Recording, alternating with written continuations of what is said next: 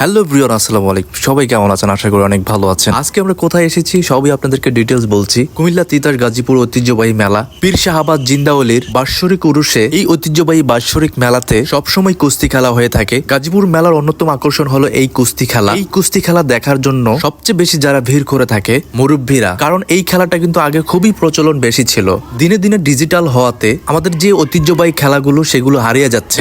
ইতিমধ্যে কিন্তু বাংলাদেশের সবচেয়ে বেশি পরিচিত কুস্তিগির বাঘা শরীফ উপস্থিত হয়ে গেছে। বাঘা শরীফ কিন্তু সারা বাংলাদেশে একজন সুনাম কুস্তিগির। তার খেলার মাধ্যমে কিন্তু সে অসংখ্য ভক্ত তৈরি করে নিয়েছে পুরো বাংলাদেশে, এবং বাঘা শরীফ কিন্তু বাংলাদেশের আনাচে কানাচে সব জায়গায় খেলে থাকে। বাংলাদেশে কিন্তু সবচেয়ে বেশি জনপ্রিয় খেলা ছিল কাবাডি, কুস্তি। এখন দিন বদলে এই খেলাগুলো আমাদের মাঝ থেকে হারিয়ে যাচ্ছে। আপনি একটা জিনিস খেয়াল করবেন গাইস, আগের দিনে মানুষের যে পরিশ্রম করতে পারতো এবং যে শক্তি ছিল গায়ে, পরিশ্রম কিন্তু আমরা বর্তমান প্রজন্মের মানুষ কেউই করতে পারি না, এবং আগের দিনের মানুষের তুলনায় আমাদের গায়ে শক্তি কম। আপনি একটা জিনিস আমাদের পূর্বপুরুষের দিকে খেয়াল করে দেখবেন, যখন এই উপমহাদেশের রাজারা শাসন করত তখন কিন্তু শক্তি পরীক্ষার মাধ্যমে কিন্তু সকল কিছুর বিবেচনা করা হইতো, এবং শক্তি পরীক্ষার মাধ্যমে উত্তীর্ণ হয়ে তারা তাদের কাঙ্ক্ষিত লক্ষ্যে পৌঁছাতে পারত। তবে কাবাডি, কুস্তি খেলা এইগুলো যদি প্রচলন এখনো থাকতো, আমরা মানসিক এবং শারীরিক ভাবে সর্বসময় ফিট থাকতাম। একজন সুস্থ সবল মানুষকে শুধু মানুষই ভালোবাসে না, আল্লাহ ভালোবাসে। আপনি যদি শারীরিক ভাবে সুস্থ থাকেন, আপনি আল্লাহরও কাজ করতে পারবেন, দিন দুনিয়ারও কাজ করতে পারবেন। তাই এই প্রজন্মের প্রতিটা মানুষ আমাদের দরকার নিজে শারীরিক ভাবে ফিট থাকা, এবং আমাদের পূর্বের মানুষগুলো যেই ধরনের কাজকর্ম করে গিয়েছে এইগুলো কিছু অংশ যদি আমরা ফোকাস করে থাকি বা মেনে চলি, তাহলে আমরা শারীরিক এবং মানসিক ভাবে অনেক শক্তিশালী এবং অনেক দূরে এগিয়ে যাব।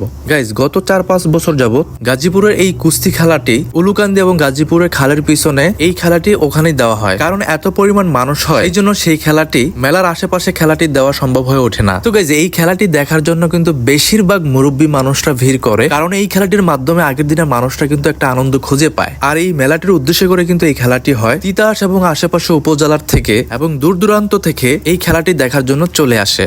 আর হ্যাঁ গাইজ, আমি কিন্তু গিয়ে এই খেলাটি দেখতে পারিনি, আর অনেকে কিন্তু ব্রিজ থেকে দেখতেছে, কজ সামনে গিয়ে দেখার কোনো অপশন নেই, সেই জন্য ব্রিজ থেকে অনেকেই দেখতেছে। গাইজ, গাজীপুর মেলাটি আমাদের অনেক স্মৃতি বিজড়িত। এই অঞ্চলের মানুষগুলো এই মেলাটিকে ঘিরে এতটাই আনন্দ উৎফুল্ল থাকে যা আমি মুখে বলে আপনাদেরকে প্রকাশ করতে পারবো না। এই মেলাটির জন্য আমরা প্রতিটা মুহূর্তে পহর গুনতে থাকি যে এই মেলাটি কবে আমাদের হবে। আর হ্যাঁ গাইজ, আমি আরেকটি মেলার আপনাদেরকে ব্লগ নিয়ে সামনে হাজির হব। গাজীপুর মেলার ব্লগটি দেখতে অবশ্যই আমার সাথে থাকবে, যদিও আমি অনেক লেট করে ব্লগগুলো আপলোড করছি। তো গাইজ, আজকের ব্লগটা এই পর্যন্তই। সবাই ভালো থাকবেন, সুস্থ থাকবেন। নতুন কোনো আরেকটি ব্লগ নিয়ে আপনাদের সামনে হাজির হব। তো গাইজ, সবাই ভালো থাকবেন।